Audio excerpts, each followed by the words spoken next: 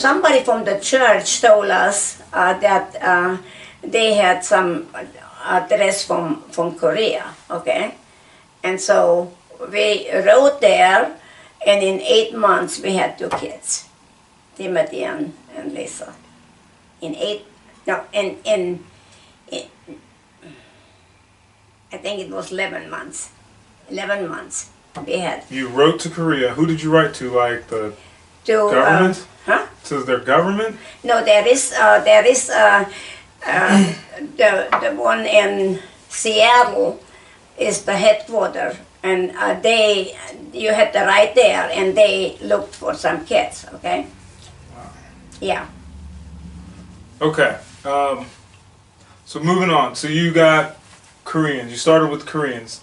Mm-hmm. How many Koreans did you end up adopting? 11. 11 Koreans. 11 Korean, and then it was too expensive. You have to pay for that, for the Korean kids. How much did you end up paying?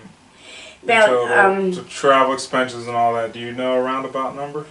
With all of them, around 25,000. Total for Yeah. all of them? Okay. Yeah. And that was 40. Yeah, so that's big money. So that's Yeah. that's At that different. time, it was big money. Okay. Okay. Yeah. Yeah. So Yeah. And then we thought, well, we cannot afford it. Okay. Matter of fact, for the last 2 from Korea, we didn't have to pay because there was Andy and Jason. They was older. Andy was 15, and Jason was 13. Okay, and so it was a priest, American priest, who was in that orphanage. Okay, and so he was home to see his mother, and Daddy always let me call. Okay, he was for it, but I had to call. So he said, why don't you call and tell them that we would take them if we don't have to pay? He said, if we don't have to pay, then we feel that's God's will, because we did not really want a 15-year-old and a 13-year-old, okay? But they wrote us. They heard about our family and they thought we had a big farm.